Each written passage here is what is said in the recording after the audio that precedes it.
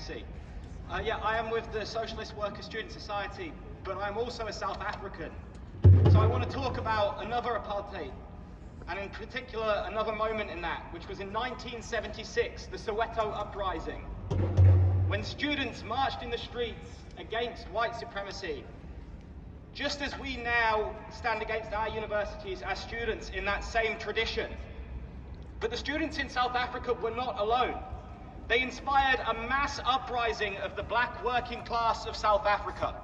And make no mistake, it was this uprising of the masses which brought the National Party to the negotiating table and brought South African apartheid to their knees.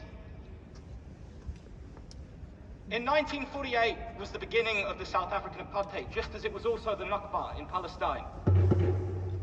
And there are many similarities between Israel's apartheid and South Africa's apartheid. But there is one key difference, and that is that the Israeli regime has managed to exclude the Palestinian working class to such an extent that they cannot resist through strikes and uprisings as the South Africans did. So what we must do instead is, as the international working class, unite here in the imperial core and resist the imperialists, so that we may cut off Israel from their support. And make no mistake, this is an issue of imperialism. It is imperialism that backs up the Zionist regime. We heard it from Balfour when he described Israel as a loyal little Ulster. We heard it from Joe Biden when he said that if there was no Israel, they would have to create one. This is not just an issue for Palestinians, this is an issue for every single one of us who is opposed to imperialism everywhere in the world. And so we must unite together and strike back at the core of imperialism, which this university represents through its investments, through its history, through its support for arms companies.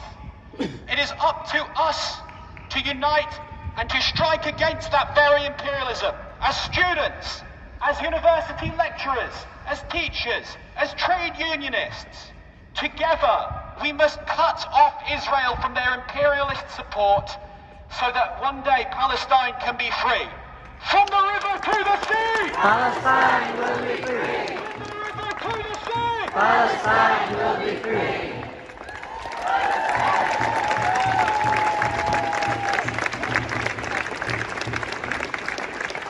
Amazing.